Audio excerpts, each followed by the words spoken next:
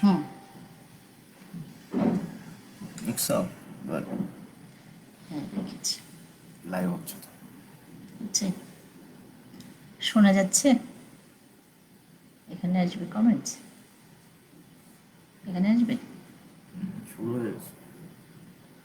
দেখি নোটিফিকেশন, দেখি শোনা যাচ্ছে কিনা।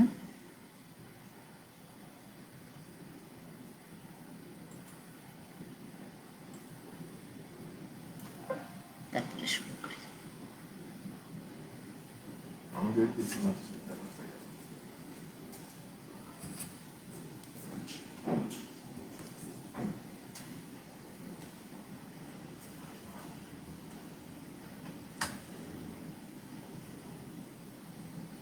হুম, শোনা যাচ্ছে। আরিফ ভাই, অনেক ধন্যবাদ। আমার এইসব জ্বালাতন যে আপনারা সহ্য করছেন, এটাই অনেক। আজকে আসলে আমাদের এক মহান ব্যক্তি, মানে কি বলা যায়, হৃৎপিণ্ডের ভেতরে ঢুকে পড়তে পারে যার লেখা, যার অনুভূতি। আরো জোরে বলতে হবে, তাহলে হেডফোন ইউজ করতে হবে। শোনা যাচ্ছে বলেছে তো।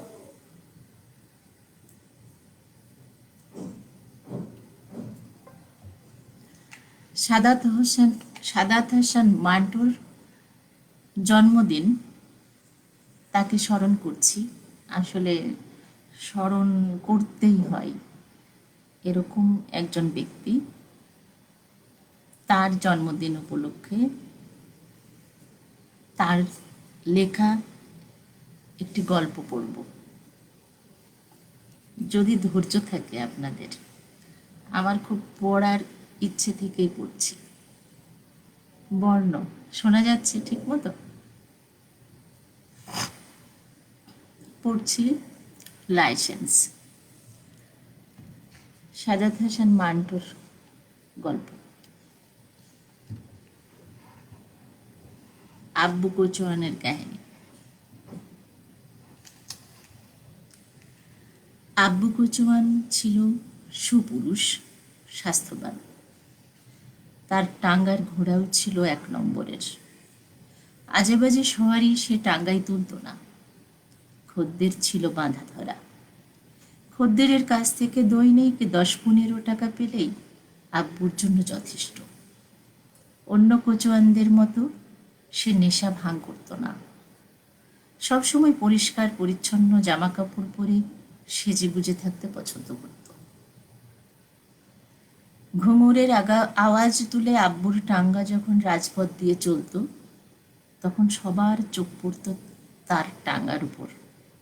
পথচারীরা মনে মনে বলতো, ওই যে ফুলবাবু আব্বু যাচ্ছে, কেমন ডাট নিয়ে বসেছে, পাগড়িটা বেঁধেছে কেমন বাঁকা করে। পথচারীদের চোখের ভাষা সে বুঝত, আর তখন তার ঘাড় গর্দান আভিজাত্যে দুলে উঠত। ঘোড়ার তাল হয়ে উঠত আকর্ষণীয়। আব্বুর হাতে এমন কায়দায় ঘোড়ার লাগাম ধরা থাকতো যে মালিকের হুকুমের প্রয়োজন হতো না। কখনো কখনো এমন মনে হয় আব্বু আর তার চুন্নি ঘোড়াটা যেন এক, পুরো টাঙাটাই যেন এক জীবন। আর এ জীবন আব্বু ছাড়া আর কার হবে? যেসব সওয়ারি নিতে আব্বু অস্বীকার করত, তারা মনে মনে গাল দিত, কেউ কেউ অভিশাপ দিত, ভগবান, এর অহংকার যেন নষ্ট হয়, ঘোড়াটা যেন নদীতে ডুবে মরে। আব্বুর ঠোঁটের উপর যে গভীর রেখা ছিল, সেখানে ফিকে আত্মবিশ্বাসের এক মিষ্টি হাসি লেগে থাকত সব সময়। তাতে অনেক কোচোয়ান জ্বলে পুড়ে মরত। দেখা দেখি কয়েকজন কোচোয়ান ধার দেনা করে নতুন টাঙ্গা তৈরি করে, টাঙ্গাকে পিতলের সাজ দিয়ে সাজায়। তবু তাদের টাঙ্গা আব্বুর কাছে দাঁড়াতে পারেনি। তাদের টাঙ্গার চেয়ে আব্বুর টাঙ্গার ঘোড়াকে লোকে পছন্দ করত বেশি।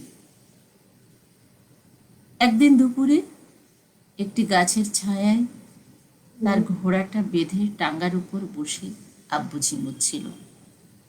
এমন সময় একটা শব্দ তার কানের কাছে গুনগুন করে উঠল। চোখ মেলে তাকালো সে, দেখল এক মেয়ে তার টাঙ্গার পাশে দাঁড়িয়ে। এক ঝলক তাকে দেখে নিল আব্বু। মেয়েটার উদ্ভিন্ন যৌবন তার হৃদয় উতলা করে তুলল।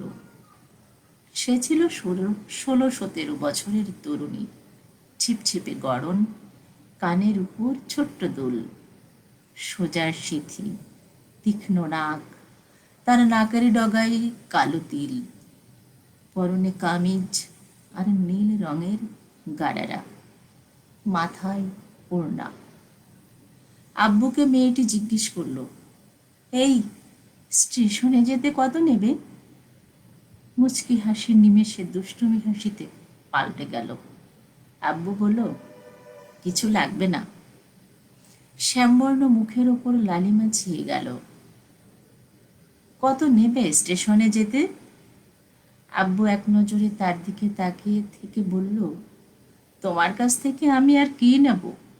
এসো, বসো টাঙ্গায়। ভীত সন্ত্রস্ত মেয়েটি হাত দুটো বুকের উপর রেখে যতটুকু সম্ভব ঢাকার চেষ্টা করল। সে বলল, তুমি কি ধরনের কথা বলছো? আব্বু হেসে বলল, আসো, উঠে বসো, তুমি যা দেবে তাই নেব। মেয়েটি একটু ভেবে টাঙ্গায় উঠে বসে বলল, জলদি স্টেশনে নিয়ে চলো।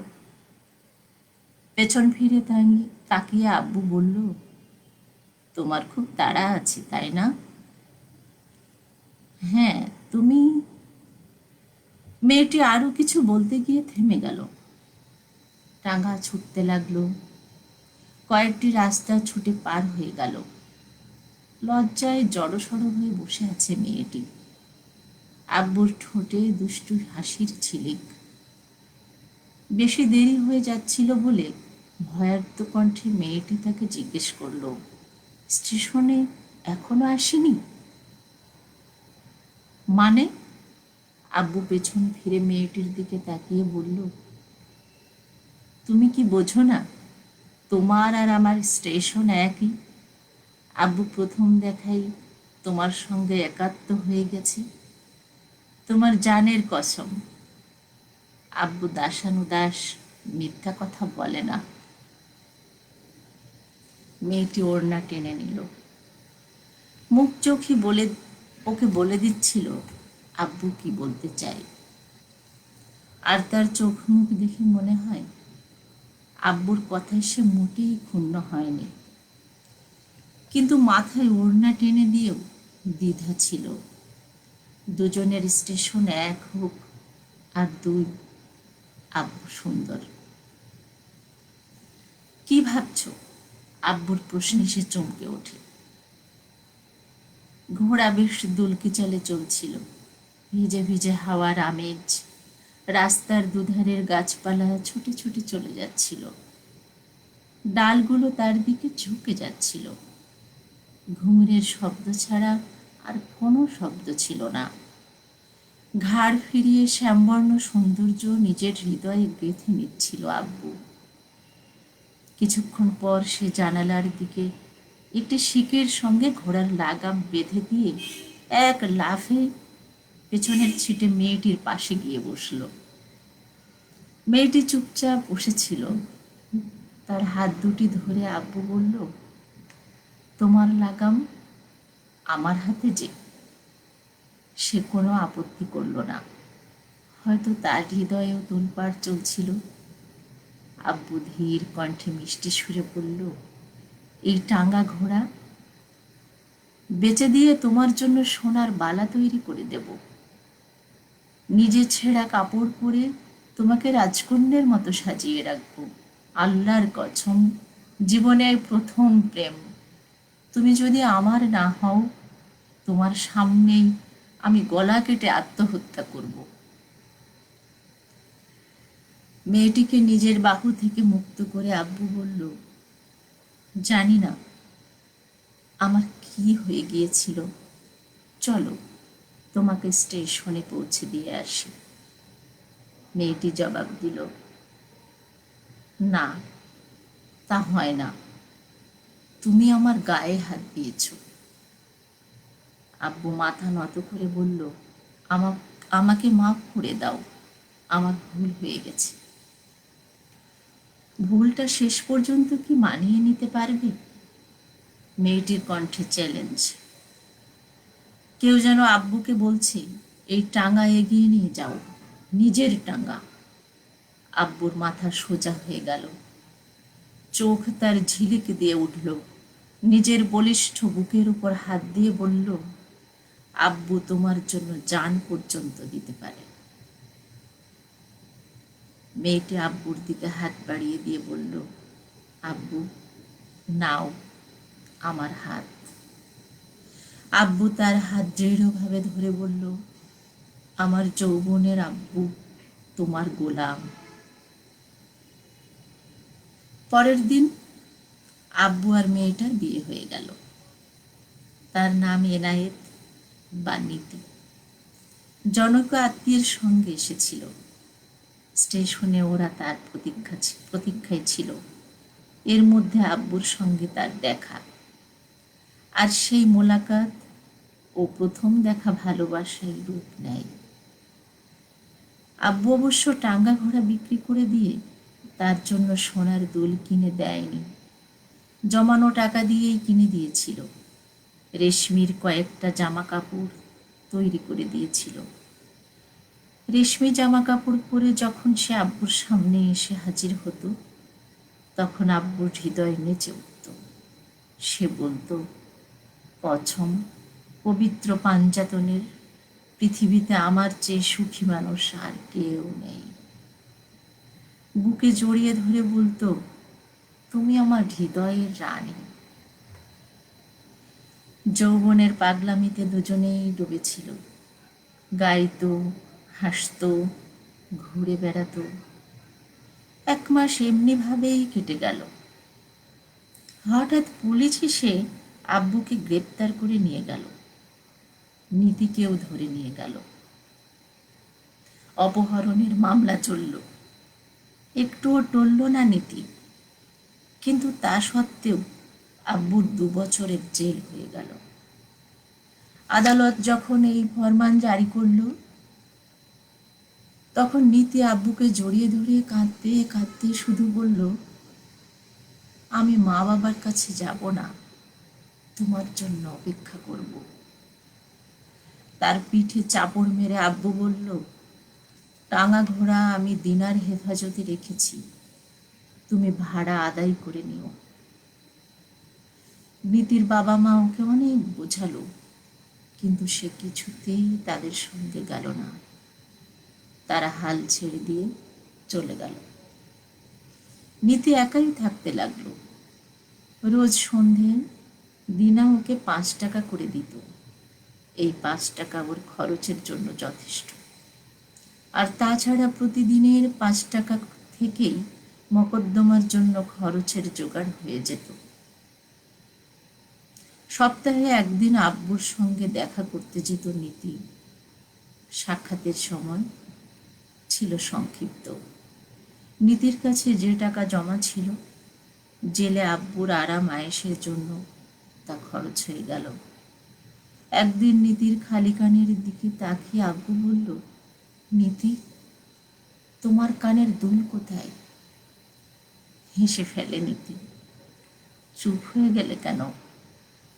আব্বু রাগ করে বলল, আমার কথা তোমাকে ভাবতে হবে না, যেভাবেই আছি ভালোই আছি। নীতি কোনো উত্তর দিল না।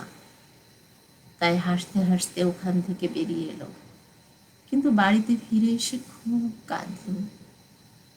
অনেকক্ষণ ধরে কাঁদল নীতি। কারণ আব্বুর শরীর একেবারেই ভেঙে গিয়েছিল।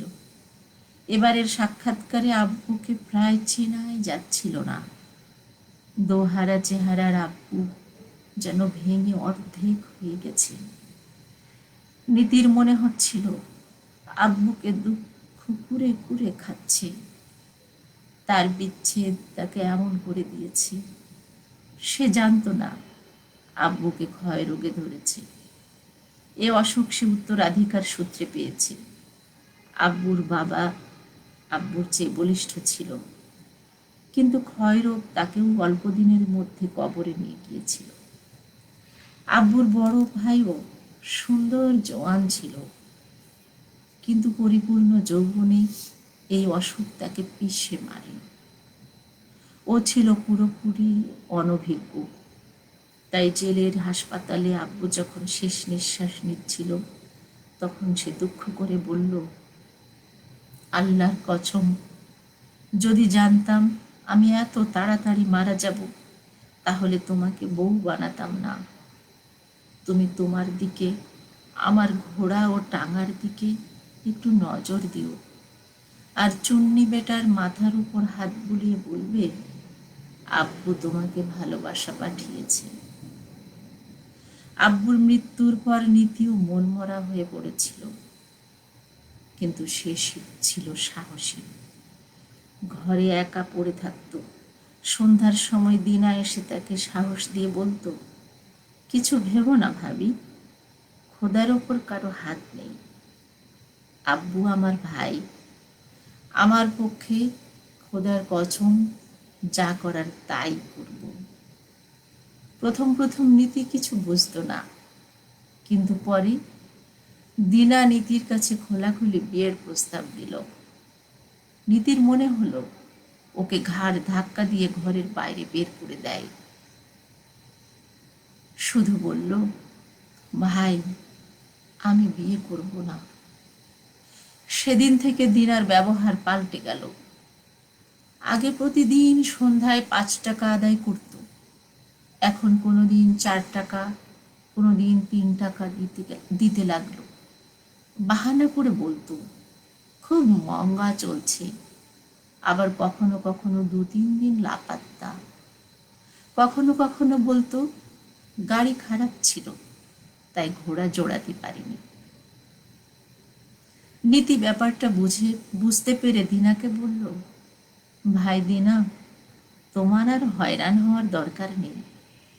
টাঙ্গা ঘোড়া আমাকে জমা দিয়ে দাও। অনেক টালবাহানার পর মুখ কাচুমাচু করে সে টাঙ্গা ও ঘোড়া নীতিকে ফেরত দিয়ে গেল। মাঝখানে আব্বুর বন্ধু মাজেকে টাঙ্গা চালাতে দিল। সেও কয়েকদিন পর নীতির কাছে বিয়ের প্রস্তাব দিল। এতে নীতি অস্বীকৃতি জানালে সেও পাল্টে গেল। তার কাছ থেকে নীতি টাঙ্গা ঘোড়া ফেরত নিয়ে নিল এবং এক অচেনা কোচোয়ানকে দিল। একদিন সন্ধ্যায় সে নেশা করে এলো, আর পয়সা দেওয়ার পর নীতির গায়ে হাত দিতে গেল। নীতি তাকে গালমন্দ দিয়ে বিদায় করল। 8-10 দিন টাঙ্গা আস্তাবলেই পড়ে রইল। ঘাস ও দানা পানির খরচ ছাড়াও আস্তাবলের ভাড়া দিতে হয়। বেচারি নীতি এক অদ্ভুত চিন্তায় দিন কাটাচ্ছিল। কেউ বিয়ে প্রার্থনা করে, কেউ পয়সা মেরে দেয়, কেউ গায়ে হাত দেওয়ার চেষ্টা করে। বাইরে বের হলে মানুষ খারাপ নজরে ঘুর ঘুর করে দেখে। ভাবতে ভাবতে পাগল হয়ে যাওয়ার উপক্রম। এখন সে কি করবে? একদিন সে বসে বসে ভাবছিল। ভাবতে ভাবতে তার মাথায় এই বুদ্ধি এলো, সে নিজের গাড়ি নিজেই চালাবে। যখন সে আব্বুর সঙ্গে বেড়াতে যেত, তখন সে নিজেই টাঙ্গা চালাতো। শহরের রাস্তাঘাট তার চেনা, কিন্তু সে আবার ভাবল, লোকে কি বলবে? তার মন এবং চেতনা তাকে উত্তর যোগায়, এত ভাবনার দরকার কি? মেয়েরা মেহনত করে, রোজগার করে, কয়লার খনিতে কাজ করে, অফিস আদালতে কাজ করে। ঘরে বসেও মেয়েরা জীবিকা উপার্জন করে, হাতের নানা কাজ করে। যেভাবে হোক পেট তো চালাতে হবে। কয়েকদিন নীতি চিন্তা ভাবনা করেই কাটালো। শেষে সে টাঙ্গা নিজে চালানোর সিদ্ধান্ত নিল। নিজের ওপর তার পুরোপুরি বিশ্বাস ছিল। সুতরাং খোদার নাম নিয়ে সে আস্তাবলে গেল। নীতিকে টাঙ্গা জুটতে দেখে সমস্ত কোচোয়ান অবাক হয়ে গেল। বয়স্করা তাকে এ কাজ না করার জন্য পরামর্শ দিল, কিন্তু নীতি তাদের কথায় কান দিল না। টাঙ্গা ঠিকঠাক করে নিল, পিতলের তকমাগুলো পরিষ্কার ঝকমকে করে তুলল, ঘোড়াকে খুব আদর করল, আর আব্বুর ভালোবাসার কথা মনে আওড়াতে আওড়াতে আস্তাবলের বাইরে চলে গেল। কোচোয়ানরা তার টাঙ্গা চালানোর ধরন দেখে আশ্চর্য হয়ে গেল।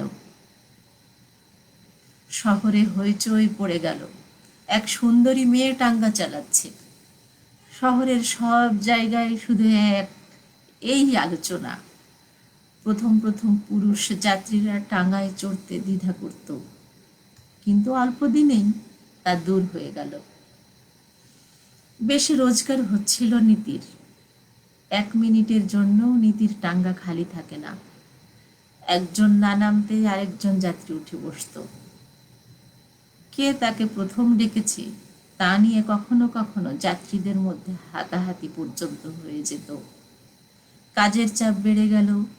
নীতি টাঙ্গা চালানোর সময় ঠিক করে নিল, 7টা থেকে দুপুর 2টা, আর 2টা থেকে সন্ধ্যা 6টা পর্যন্ত। এই সময়টুকুই তার কাজের জন্য সুখকর মনে হতো। চুন্নিও ছিল। সে বুঝত বেশিরভাগ মানুষই তার সান্নিধ্য লাভের জন্যই টাঙ্গায় চড়ত। বিনা উদ্দেশ্যে এদিক ওদিক ঘুরে বেড়াত। যাত্রীরা নিজেদের মধ্যে কুৎসিত আলাপও করত। এসব আলাপ আলোচনা করত শুধু তাকে শোনানোর জন্য।